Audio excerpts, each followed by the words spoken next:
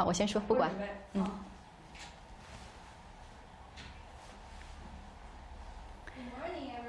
Good morning, everybody. Hello from Beijing. Now I'm in Beijing at the UN China compound. So in the next 15 minutes or 20 minutes, you'll be able to watch our live interview with Mr. Nicholas Rosellini. He's the UN resident coordinator in China. And today we're going to talk with him about sustainable development goals, about UN China's Imagine 2030 campaign and other hot issues related to UN. And stay with us. Now later you can watch our live interview from CGTN Live app, from our Sina Weibo account, our Facebook account, and our YouTube account. Well, you know, I was looking back. I was trying to see if he's coming. Well, he could be coming anytime soon, as he was at the meeting, and I think he come here very quickly. And as we know, the UN has approved 17 Sustainable Development Goals, which aim to thoroughly resolve social, environmental, and economic development problems and switch to a more sustainable development path. So in the October last year, the UN China launched an event called Imagine 2030 campaign. This event collected artistic pieces from young people. So through drawings and videos, these young people told us what they want to see in 2030, the target date of the Sustainable Development Goals. And this event engaged a large number of young people and also gave them a great opportunity of expressing their voices and their feelings. So this event was quite successful and became very popular in China. And today, they were going to host a closing ceremony of this event and award 17 winners of this competition. So today, we are going to invite the UN China, the UN resident coordinator, Mr. Nicholas Rosellini, to join me. Okay, let me check again if he is coming. Okay, well, my staff member told me he is coming. Let me see.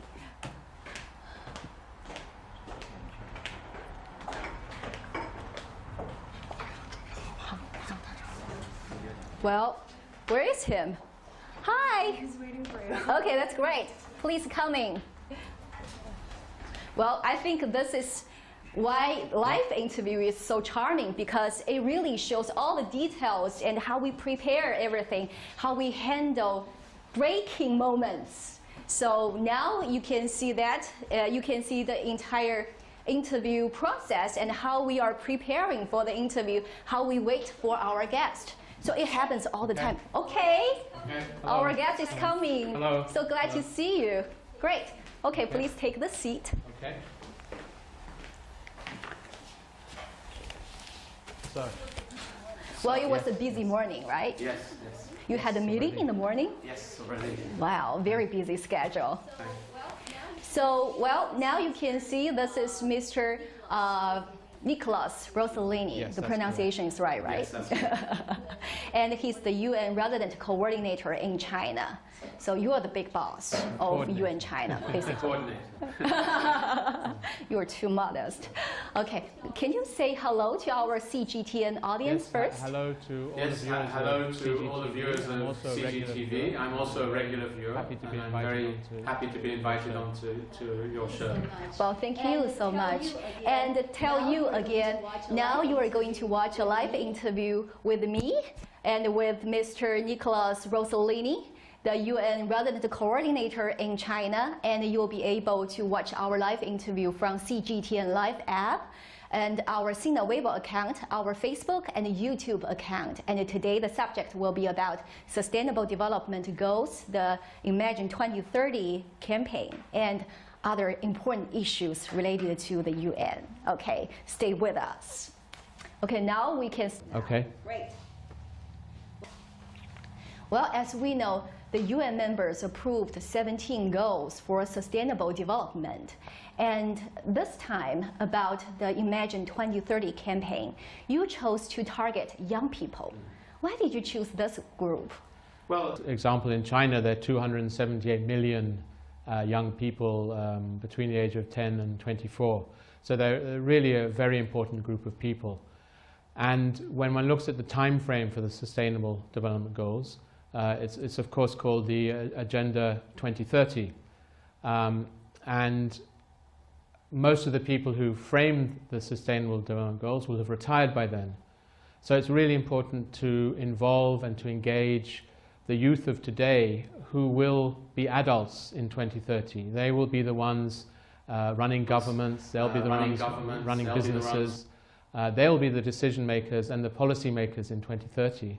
And we want to really engage with them now so they can contribute to the debate and the discussions around the SDGs, as well as understand very clearly what's in them. Well, actually, among the 17 goals of sustainable development, which one is the most urgent one for the world or for China? Well, very much interconnected. They're all about sustainability, about environmental sustainability, about social sustainability, and about economic sustainability.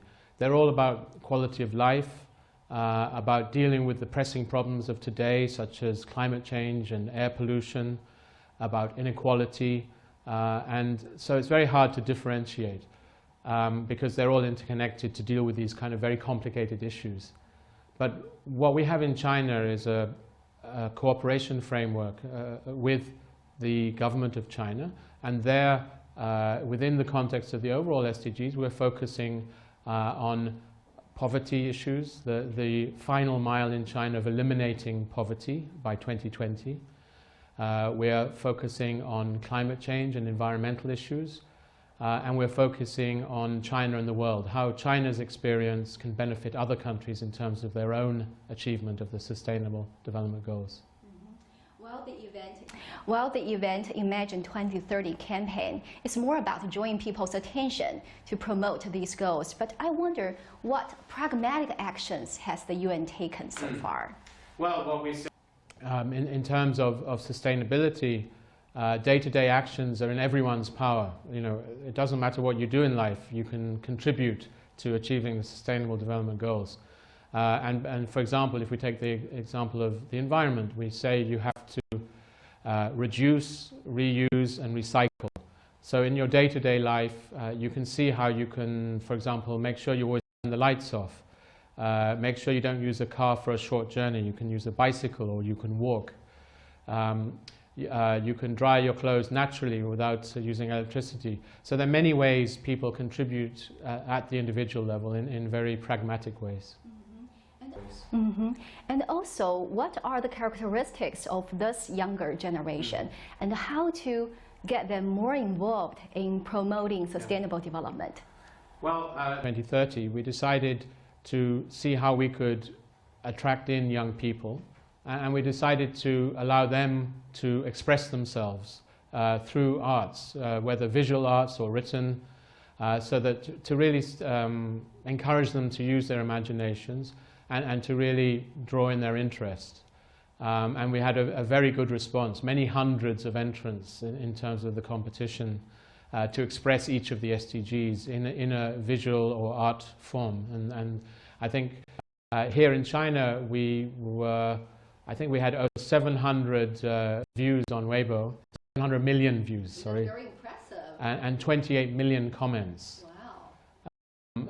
So we've done a good job in terms of attracting in the interest of young people, and we hope that they are change makers for the future and help us reach this better world in 2030 and no one behind. Well, let's switch subject a little bit. Well, as you know, in May there will be a big event in China, in Beijing, as Beijing is going to host the Belt and Road Forum. So how would you evaluate the Belt and Road Initiative so far, and how does the UN support it? right. The Belt and Road Initiative, I think, is an important element in China's international development cooperation and its engagement with the rest of the world. It's also actually an important element in globalization. Globalization has achieved a lot for the world in terms of reducing poverty and creating jobs, but we see it's under threat in different quarters. And it's very important that countries like China do offer platforms to encourage further globalization. And we're very much supportive of this initiative. And several UN agencies have signed MOUs with China in different ways and means to support the Belt and Road Initiative. I think it's a very good opportunity to bring together different aspects of support to countries. Countries need infrastructure, they need jobs through the creation of manufacturing and industrialization, and of course they need access to services, better health, better education, better access to water and sanitation. And the Belt and Road Initiative can play a big part in that. What the UN can contribute, I think, is our experience in these other countries. We have presence in these other countries, and we understand the local development situation, what the local needs are, what the local priorities are, what the local constraints are in terms of local institutions and the local environment. And we have that knowledge and expertise, and we can share that with China to improve the impact and quality of China cooperation. Well, can you briefly tell us what are your expectations from this upcoming event? I think it really will solidify a lot of the discussions that have already taken place around Belt and Road. We've seen many agreements between China and other countries on it. And I've already mentioned many UN agencies have signed MOUs with China to cooperate and support the initiative. And I think this will really give a global platform to the initiative and make sure we can implement it in a very effective and durable way. Great, thank you so much. Great, thank you so much. I really appreciate it. Thank you. Thank you. Well, I think unfortunately our time is running out, so now I have to wrap up our interview with Mr.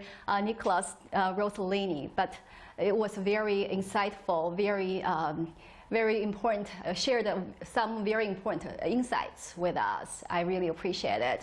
And so now you are watching our live interview with CGTN. Probably you are watching us from CGTN Live app and our Xinnan Weibo account, our YouTube and Facebook account. And thank you so much for joining us. And also, one last secret I want to share with you. Probably when I was standing up, you were quite curious why I was wearing a belt like this. It looks so weird. But actually, it's for my microphone. See that? So that's our little trick. So thank you so much. Thank you. Bye.